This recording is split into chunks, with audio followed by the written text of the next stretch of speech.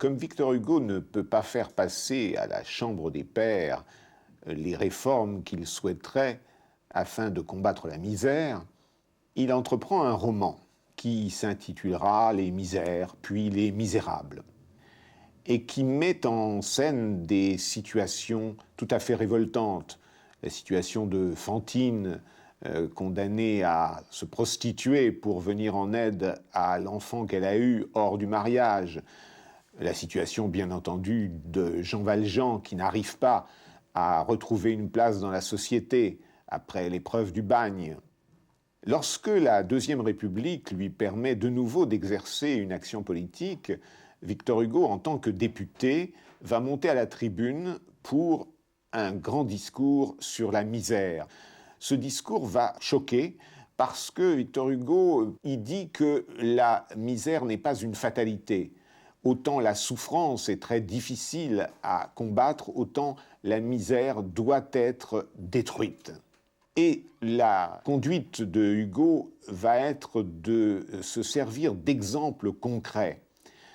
Dans son discours sur la misère, il dit « Dans Paris, dans les faubourgs, il y a des rues, des maisons, des cloaques, où des familles entières vivent pêle-mêle, hommes, femmes, jeunes filles, enfants, n'ayant pour lit, n'ayant pour couverture, j'ai presque dit pour vêtements, que des monceaux infects de chiffons en fermentation, ramassés dans la fange du coin des bornes, espèce de fumier des villes où des créatures humaines s'enfouissent toutes vivantes pour échapper au froid de l'hiver. » Il a espéré une enquête systématique sur la misère.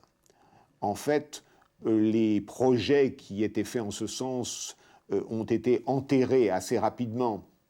Et Hugo, lui, se rend à Lille en compagnie de l'économiste Adolphe Blanqui afin de constater sur place la misère.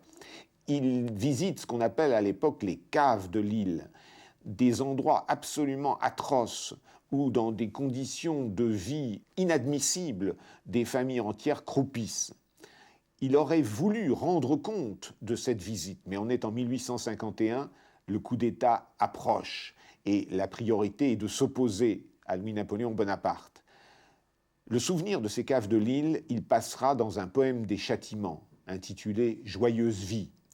Il passera aussi dans le roman « Les Misérables » que Hugo reprend au milieu de l'exil en 1862 et dont il intensifie très fortement la dimension sociale. Il passera également dans L'Homme qui rit, où le discours de Gwynplaine à la Chambre des Lords anglaise est un témoignage sur la misère qui règne en Angleterre, mais vaut aussi pour la misère qui règne dans tous les pays industrialisés. On voit combien constamment l'œuvre prend le relais de l'action et l'action celui de l'œuvre.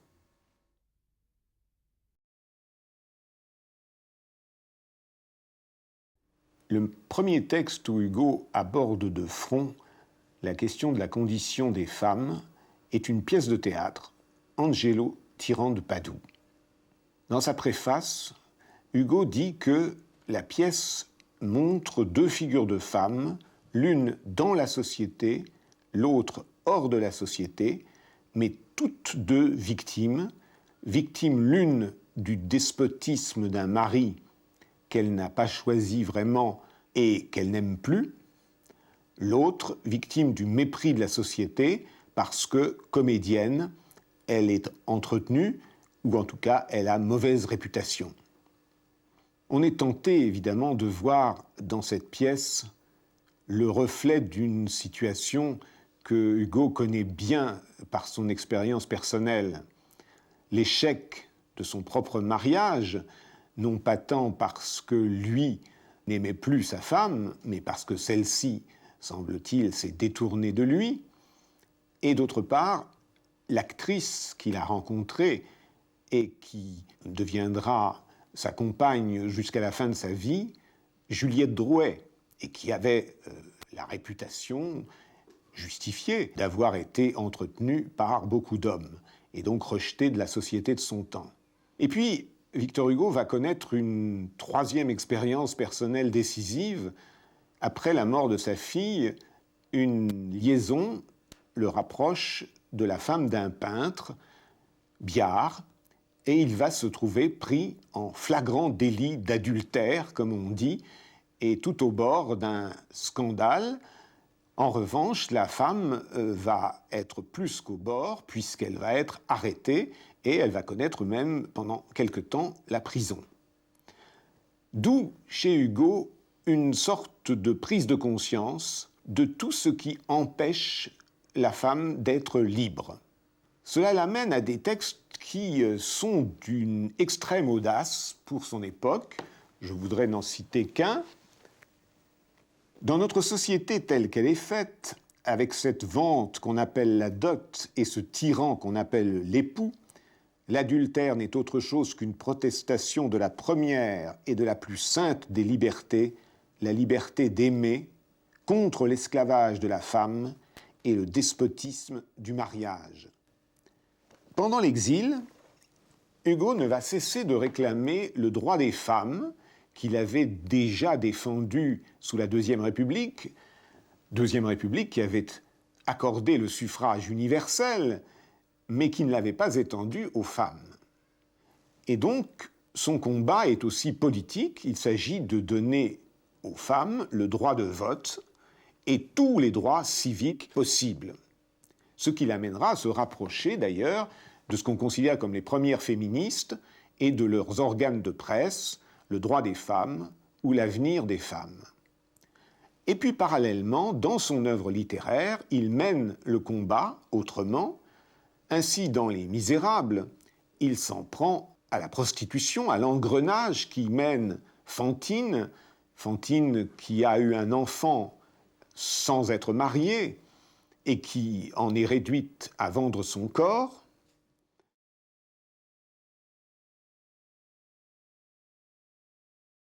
Dès 1850, Victor Hugo demande à l'Assemblée nationale le droit de l'enfant.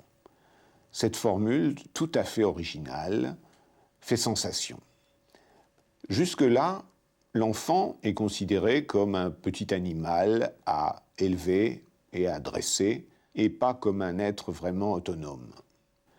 Et Hugo pense, d'une part, qu'il faut le considérer comme un être à part entière, et aussi que pour combattre l'ignorance, pour préserver sa liberté de penser, il faut empêcher le travail forcé des enfants et il faut leur assurer un enseignement laïque.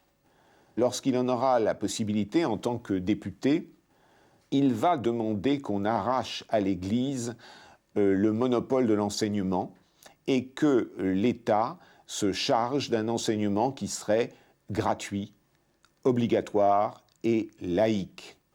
En ce qui concerne le travail, sa position est très précoce, puisque dès les années 1830 et 40, il estime que ce travail est abusif. Un poème des Contemplations, Mélancolia, expose le cas de ces enfants envoyés dans les fabriques ou dans les usines. Où vont tous ces enfants, dont pas un seul ne rit, ces doux êtres pensifs que la fièvre maigrit, ces filles de 8 ans qu'on voit cheminer seules? Ils s'en vont travailler 15 heures sous des meules. Ils vont, de l'aube au soir, faire éternellement, dans la même prison, le même mouvement. Or, il se trouve que ce poème, Mélancolia, Victor Hugo le considère comme le germe du roman qu'il va écrire à partir de 1845, Les Misérables. Et dans ce roman, 2 enfants jouent un rôle capital, Cosette et Gavroche. Et Cosette est l'occasion pour Hugo aussi de dénoncer les mauvais traitements infligés à une enfant, son exploitation, son esclavage chez les Thénardier. Gavroche, lui, est une autre face de l'enfance, sa capacité de critique, sa capacité de renouveau. Et pourtant, on l'oublie trop souvent, Gavroche est le fils des Thénardier, mais Gavroche est porteur de l'avenir.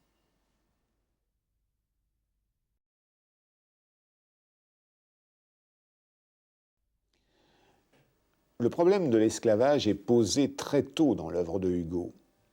Dès son premier roman, Buc-Jargal, qui se situe à Saint-Domingue lors d'une révolte des Noirs, à travers deux des figures majeures de ce roman.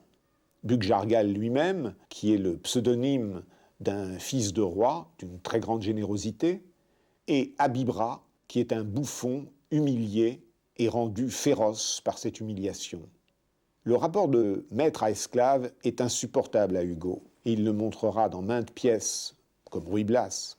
Aussi se montrera-t-il très favorable au combat pour l'abolition de l'esclavage, et en particulier à la mesure prise par la Deuxième République sous l'impulsion de Victor Schœlcher, qui deviendra un de ses amis les plus proches. Dans sa lettre, Émilien Horteloup estime que le système colonial est sur le point de craquer. En fait, il se trompe, car la colonisation va s'amplifier dans le dernier tiers du XIXe siècle. Victor Hugo n'y est pas totalement défavorable. Il pense que si cette colonisation implique civilisation, elle peut être positive, à condition de ne pas se prolonger, et notamment lorsque les peuples deviennent majeurs. Et surtout, il assiste à la dérive de cette colonisation en exploitation, et cela, il le condamne fermement. Il va donc exprimer ce refus dans ses textes, et en particulier dans un poème qui est d'une force telle que je ne résiste pas au plaisir de vous en lire des extraits. Ce que vous appelez, dans votre obscur jargon, civilisation, du Gange à l'Oregon, des Andes au Tibet, du Nil aux Cordillères, comment l'entendez-vous? Vous criez « Contemplez le progrès, admirez !» lorsque vous remplissez ces champs, ces monts sacrés, cette vieille nature âpre, hautaine, intègre, d'âmes cherchant de l'or, de chiens chassant aux nègres, quand à l'homme lion succède l'homme vert, et quand le tomahawk fait place au revolver.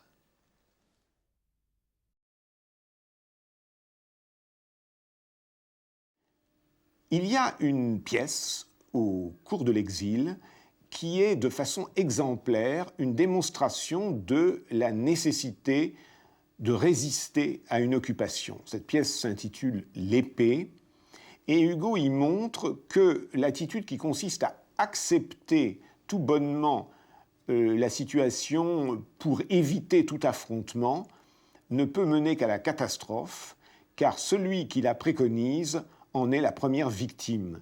Et donc celui qui avait appelé à la résistance finit par convaincre le reste du peuple qu'il faut se révolter. Et là est donc le signe que pour Victor Hugo, il faut en passer peut-être par une phase violente afin que l'on obtienne la libération de tous ces peuples qui sont sous le joug. On est tenté souvent de rapprocher le héros de la résistance dans l'épée, Slagistri, de quelqu'un que Hugo a connu, admiré, et qui réciproquement avait beaucoup de sympathie pour le poète, c'est Garibaldi, un des héros donc de la lutte pour l'indépendance italienne. Et ce qui est extraordinaire, c'est que à ce Hugo proscrit dans son île s'adressent des gens du monde entier qui sont en butte à l'oppression et qui lui demandent son soutien. Et cet homme qui n'a aucun pouvoir réel d'agir sur les événements par des forces concrètes est considéré comme pouvant servir la cause de ces différents peuples.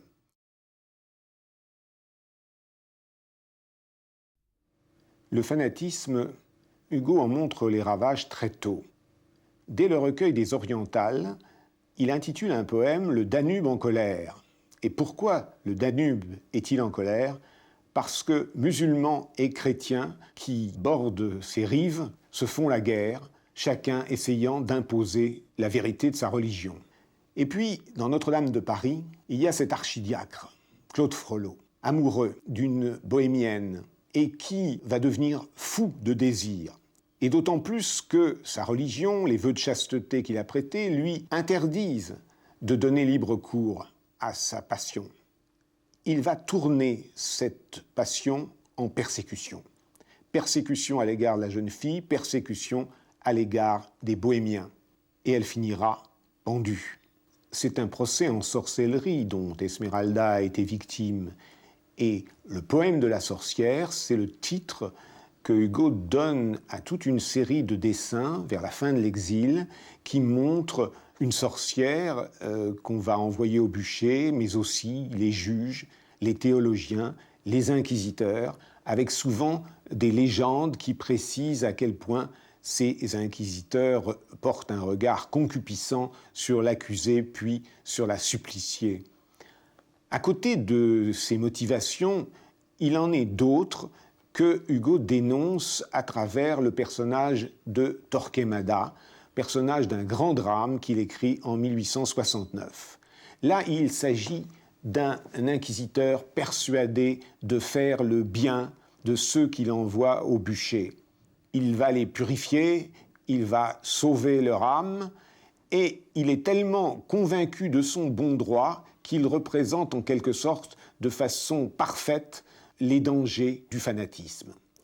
La pièce ne peut pas être jouée à la fin du Second Empire. Hugo ne la publie pas sur le champ.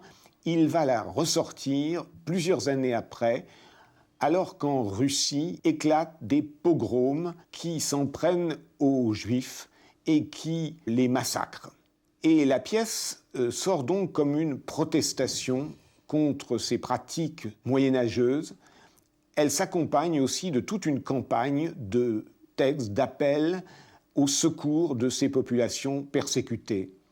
Donc il y a une sorte de continuité dans le combat de Hugo contre le fanatisme, un fanatisme qui n'est pas l'apanage d'une seule religion, puisque lors des événements de Serbie, par exemple, où les Turcs s'en prennent aux Serbes, il attaque, il critique le Coran, qui veut, d'une certaine façon, égaler la Bible ou l'Évangile en capacité de nuisance. Et il a une sorte d'ironie à dénoncer ce qu'il appelle la fraternisation des Bibles. L'actualité de ce combat n'est pas à démontrer. On peut ajouter que Hugo a assisté aussi à une persécution qui s'en est prise aux livres, puisque les archevêques espagnols ont demandé qu'on brûle en place publique Les Misérables. Et Hugo écrit un poème où il dit « Ne pouvant rôtir l'écrivain, on fait flamber le livre ».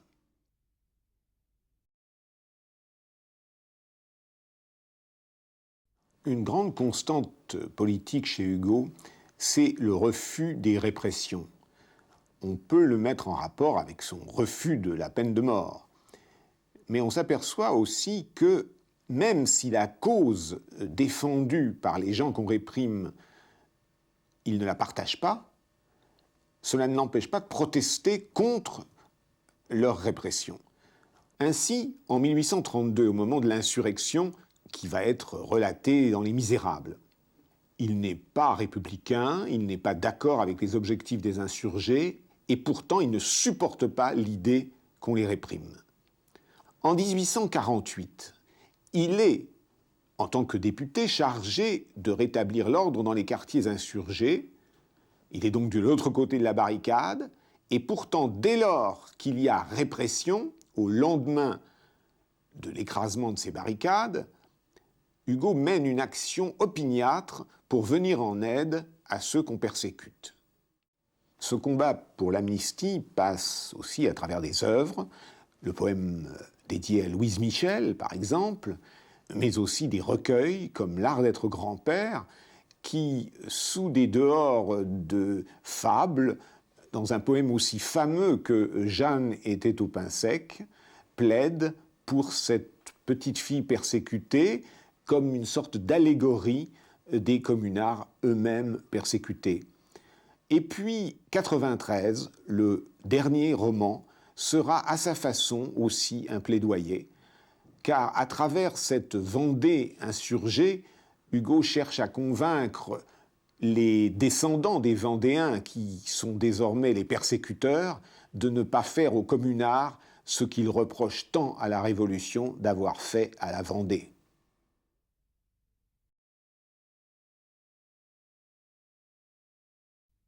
Victor Hugo a daté son socialisme de 1828. On lui conteste quelquefois cette qualité de socialiste, mais je crois que ça n'a pas grand sens à partir du moment où lui-même se revendiquait pour tel.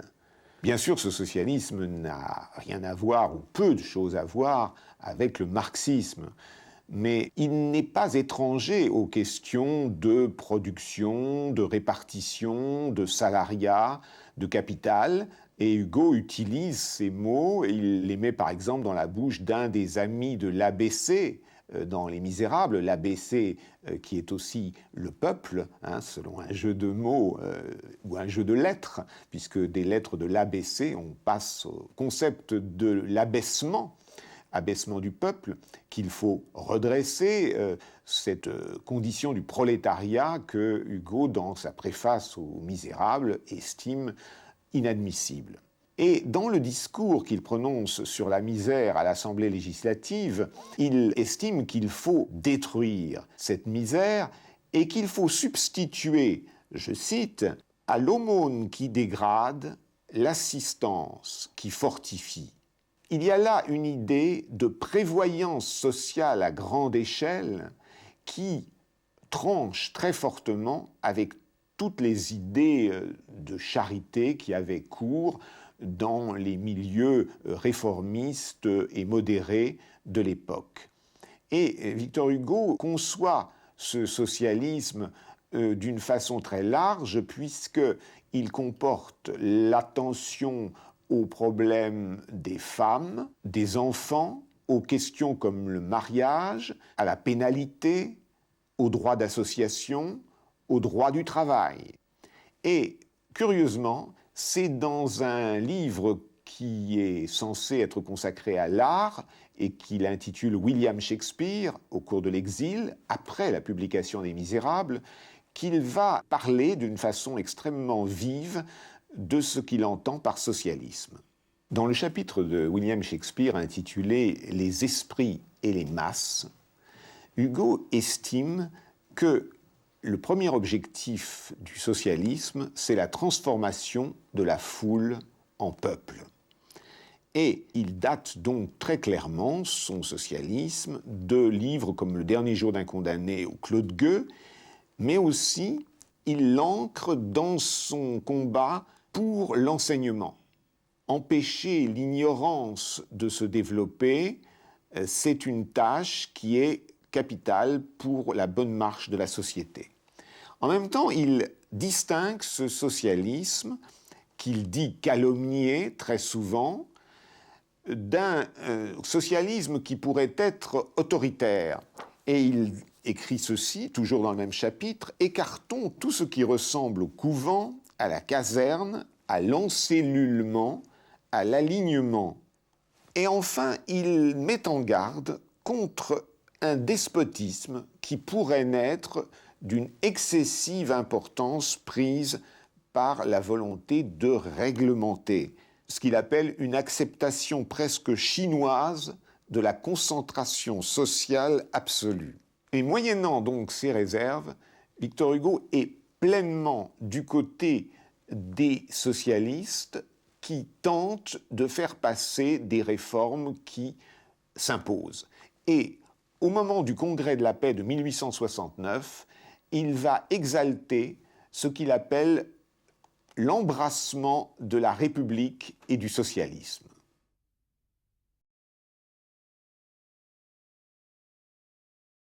Un des combats les plus anciens et les plus durables de Victor Hugo, c'est celui qui l'oppose à la peine de mort. En 1829, Hugo écrit le récit des dernières 24 heures d'un condamné. Il l'intitule « Le dernier jour d'un condamné », et ce récit a la grande originalité de donner la parole à ce condamné, de lui faire écrire ses sensations, ses émotions à la première personne du singulier, et donc de faciliter l'identification du lecteur avec le condamné. Plaidoyer implicite contre la peine de mort, qui suscite un énorme scandale, Et aux critiques formulées contre le roman, Hugo répond par une préface dialoguée qu'il intitule « Une comédie à propos d'une tragédie » où il répond en quelque sorte aux critiques. En 1832, nouvelle préface, et cette fois le plaidoyer contre la peine de mort est direct. C'est une préface très argumentée où il démolit un à un les arguments des partisans de la peine de mort, notamment ceux qui insistent sur son exemplarité. Il donne l'exemple d'un carnaval juste après une exécution et une danse autour de l'échafaud. Et puis, il énumère une série d'exécutions toutes plus horribles les unes que les autres. Dans toute l'œuvre apparaît l'horreur des gibets, des pièces de théâtre d'avant l'exil, au roman de l'homme qui rit, avec la vision par l'enfant d'un pendu, et dans toute l'œuvre aussi, le fait que celui qui a prêté la main ou qui a commis une exécution ne peut pas s'en remettre. Et c'est ainsi que Ruy Blas se punit en quelque sorte d'avoir dû exécuter Salluste et que Simourdin ne survit pas à la condamnation de Gauvin en 93.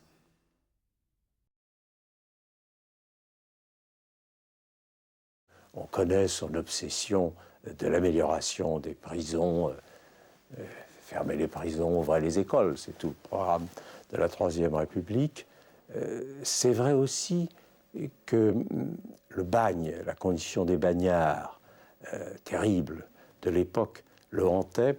On le voit dès les premières œuvres, on le retrouve très présent de cette obsession dans Les Misérables, dans la description magnifique faite de la chaîne des forçats, ferrés au cou, qui traverse la France, pilori ambulant, disait Hugo, et dans Les Misérables, Cosette, se promenant avec Jean Valjean, voit passer la chaîne, évidemment, et elle interroge Jean Valjean, elle dit « Mais est-ce que ce sont encore des hommes ?» Et Hugo fait dire à Jean Valjean « Oui, parfois encore. » Et lorsque le débat est venu sur la condition pénitentiaire à l'Assemblée législative, il a eu un mot extraordinaire, Hugo, qui était un tollé considérable dans ces assemblées fort bourgeoises. Il a dit « J'aurais souhaité être l'élu du bagne. » Oh, scandale, ça y est, ça recommence. Hugo sifflait, protestation, etc. Mais ça exprime cette conviction profonde qu'il ne peut pas y avoir de justice souillée par l'inhumanité. Et c'est un message qui revient constamment.